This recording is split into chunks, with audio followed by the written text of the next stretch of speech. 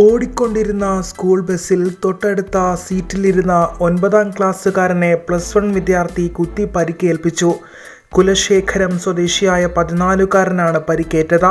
കഴുത്തിനു പിന്നിൽ ഗുരുതരമായി മുറിവേറ്റു. കവിളിലും പരിക്കുണ്ട്. വിദ്യാർത്ഥിയെ മെഡിക്കൽ കോളേജ് ആശുപത്രിയിൽ പ്രവേശിപ്പിച്ചു. കഴുത്തിനു പിന്നിലെ മുറിവിന് തുന്നലിട്ട് കുട്ടിയെ നിരീക്ഷണത്തിലാക്കി.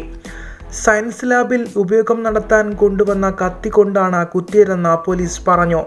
നെട്ടയത്തെ സ്വകാര്യ സ്കൂളിലെ ബസ്സിൽ ബുധനാഴ്ച വൈകിട്ട് 4 മണിക്കായിരുന്നു സംഭവമുണ്ടായത്. സ്കൂൾ വിട്ട് ബസ് മലമുകളിൽ എത്തിയ സമയത്താണ് പിൻസീറ്റിലിരുന്ന കുട്ടികൾ തമ്മിൽ വഴക്കുണ്ടായത്. ഇവർ തമ്മിൽ മുൻപും വഴക്കുണ്ടായിട്ടുണ്ടെന്നും ബസ് ജീവനക്കാർ ഇത് കാര്യമാക്കിയിട്ടില്ലെന്നും റിപ്പോർട്ടുകളുണ്ട്.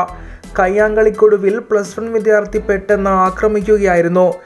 ഇത് കണ്ട് മറ്റു കുട്ടികൾ നിലവിളിച്ചതോടെ ബസ് നിർത്തി പരിക്കേറ്റ കുട്ടിയെ കണ്ടക്ടർ മറ്റൊരു വാഹനത്തിൽ പേരൂർക്കട ആശുപത്രിയിൽ എത്തിച്ചു.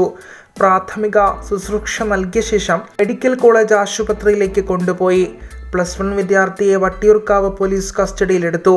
2 കുട്ടികളും ഭയന്നിരിക്കുന്നതിനാൽ കൃത്യമായ വിവരങ്ങൾ ചോദിച്ചറിയാൻ കഴിഞ്ഞിട്ടില്ലെന്ന് പോലീസ് പറഞ്ഞു.